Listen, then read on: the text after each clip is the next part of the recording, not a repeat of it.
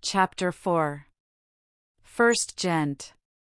Our deeds are fetters that we forge ourselves. 2D Gent. Truly, but I think it is the world that brings the iron. Sir James seems determined to do everything you wish, said Celia, as they were driving home from an inspection of the new building site. He is a good creature, and more sensible than anyone would imagine, said Dorothea, inconsiderately.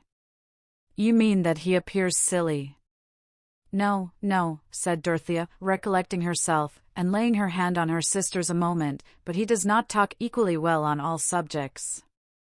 I should think none but disagreeable people do, said Celia, in her usual purring way. They must be very dreadful to live with. Only think. At breakfast, and always.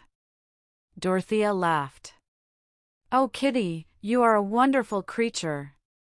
She pinched Celia's chin, being in the mood now to think her very winning and lovely, fit hereafter to be an eternal cherub, and if it were not doctrinally wrong to say so, hardly more in need of salvation than a squirrel. Of course people need not be always talking well. Only one tells the quality of their minds when they try to talk well. You mean that Sir James tries and fails? I was speaking generally. Why do you catechize me about Sir James? It is not the object of his life to please me. Now, Dodo, can you really believe that? Certainly.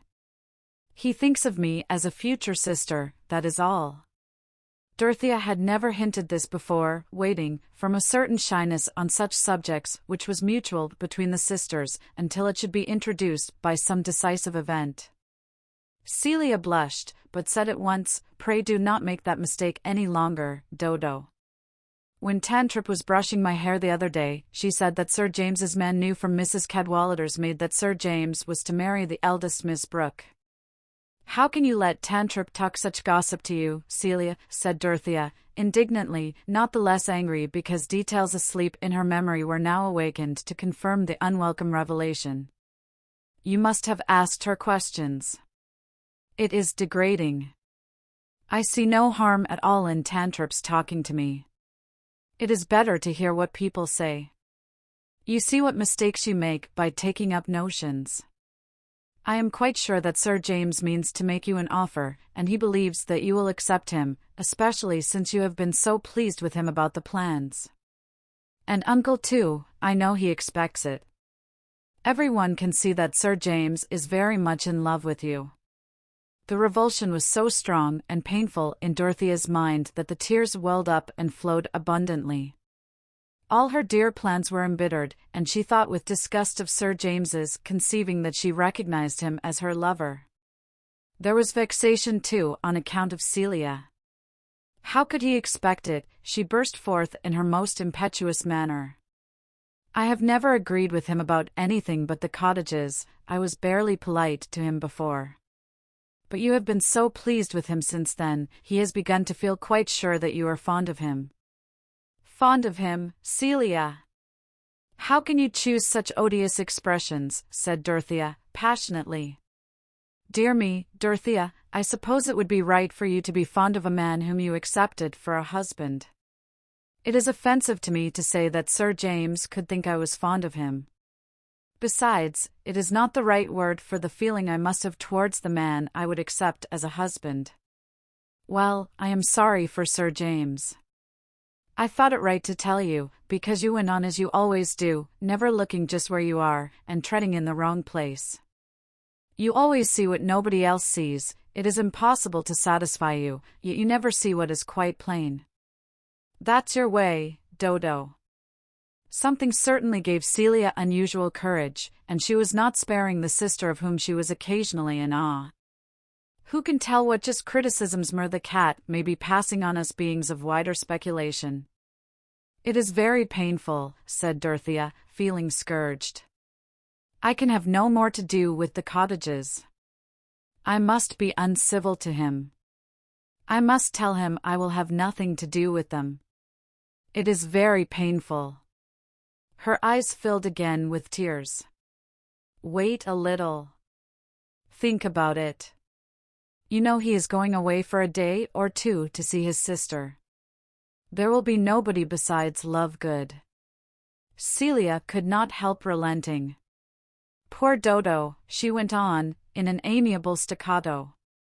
"It is very hard. It is your favorite fad to draw plans." "Fad to draw plans? Do you think I only care about my fellow creatures' houses in that childish way?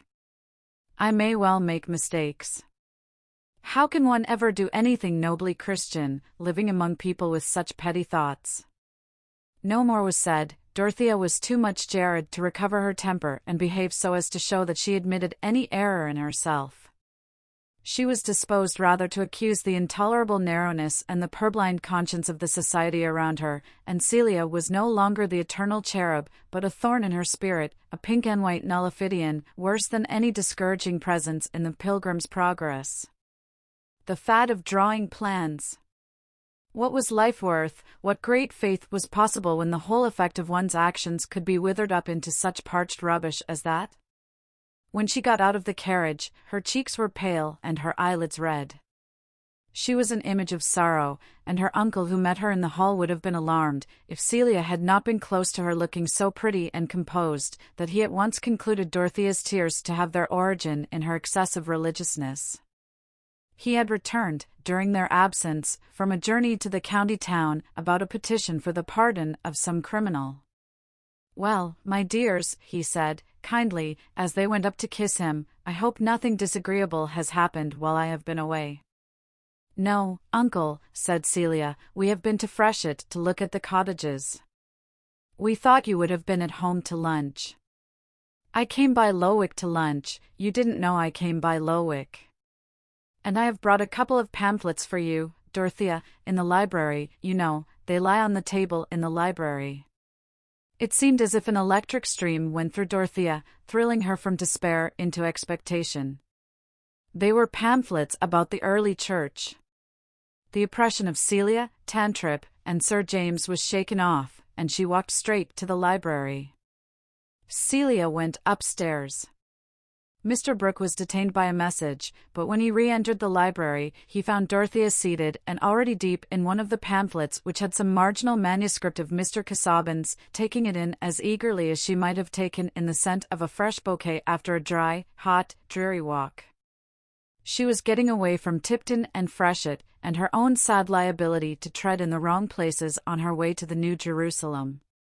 Mr. Brooke sat down in his armchair, stretched his legs towards the wood fire, which had fallen into a wondrous mass of glowing dice between the dogs, and rubbed his hands gently, looking very mildly towards Dorothea, but with a neutral leisurely air, as if he had nothing particular to say.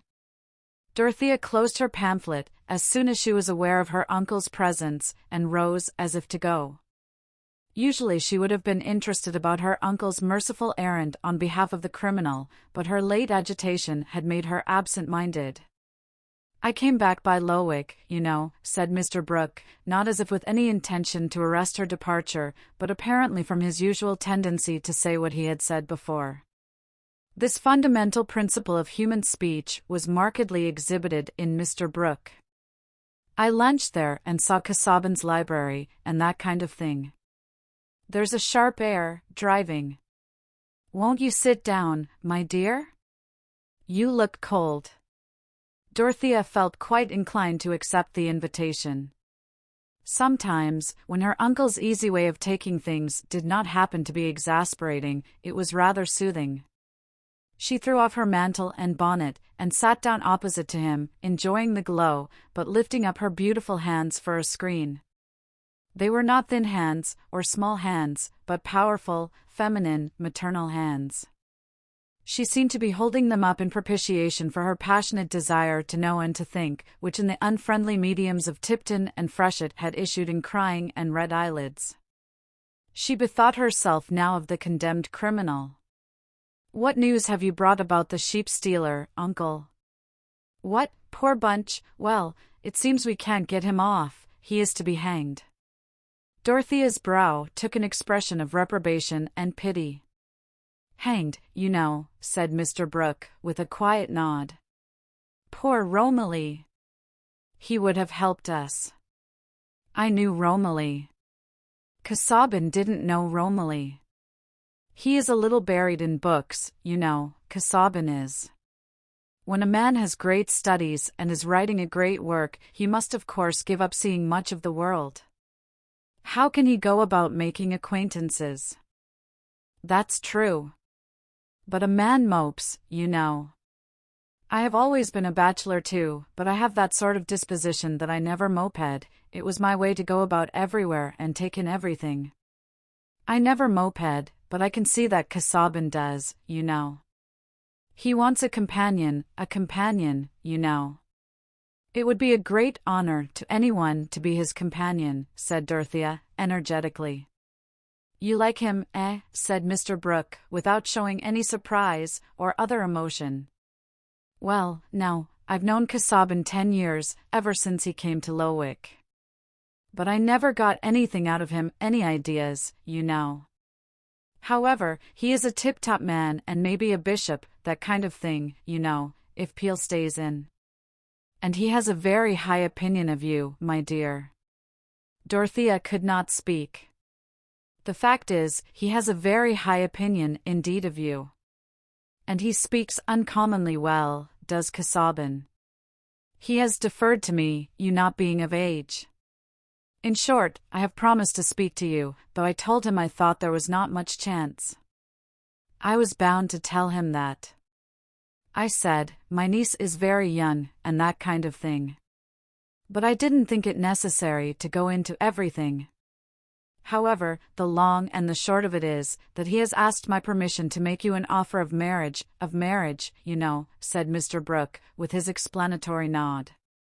I thought it better to tell you, my dear.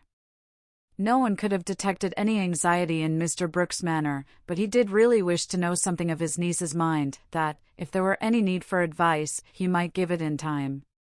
What feeling he, as a magistrate who had taken in so many ideas, could make room for, was unmixedly kind. Since Dorothea did not speak immediately, he repeated, I thought it better to tell you, my dear. Thank you, uncle, said Dorothea, in a clear, unwavering tone. I am very grateful to Mr. Casaubon. If he makes me an offer, I shall accept him. I admire and honor him more than any man I ever saw. Mr. Brooke paused a little, and then said in a lingering low tone, Ah? Well. He is a good match in some respects. But now, Chetam is a good match. And our land lies together. I shall never interfere against your wishes, my dear. People should have their own way in marriage, and that sort of thing, up to a certain point, you know. I have always said that, up to a certain point. I wish you to marry well, and I have good reason to believe that Chetam wishes to marry you. I mention it, you know. It is impossible that I should ever marry Sir James Chetam, said Dorothea. If he thinks of marrying me, he has made a great mistake. That is it, you see. One never knows. I should have thought Chetam was just the sort of man a woman would like, now. Pray do not mention him in that light again, uncle, said Dorothea, feeling some of her late irritation revive. Mr. Brooke wondered, and felt that women were an inexhaustible subject of study, since even he at his age was not in a perfect state of scientific prediction about them. Here was a fellow like Chetam with no chance at all. Well, but Casaubon, now. There is no hurry, I mean for you. It's true, every year will tell upon him. He is over 45, you know. I should say a good 27 years older than you. To be sure, if you like learning and standing, and that sort of thing, we can't have everything. And his income is good, he has a handsome property independent of the church, his income is good. Still, he is not young, and I must not conceal from you, my dear, that I think his health is not over-strong. I know nothing else against him. I should not wish to have a husband very near my own age, said Dorothea, with grave decision. I should wish to have a husband who was above me in judgment and in all knowledge. Mr. Brooke repeated his subdued, Ah, I thought you had more of your own opinion than most girls. I thought you liked your own opinion, liked it, you know. I cannot imagine myself living without some opinions, but I should wish to have good reasons for them, and a wise man could help me to see which opinions had the best foundation, and would help me to live according to them. Very true. You couldn't put the thing better, couldn't put it better, beforehand, you know.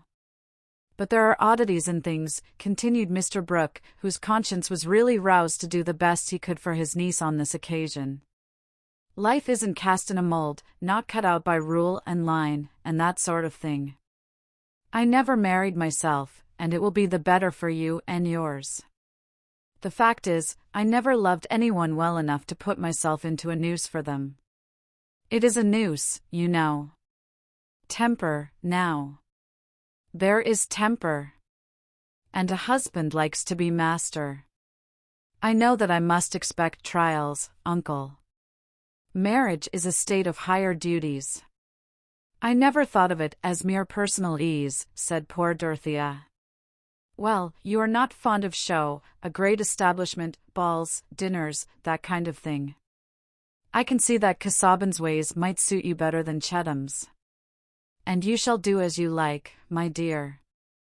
I would not hinder Casaubon, I said so at once, for there is no knowing how anything may turn out. You have not the same tastes as every young lady, and a clergyman and scholar, who may be a bishop, that kind of thing, may suit you better than Chetham.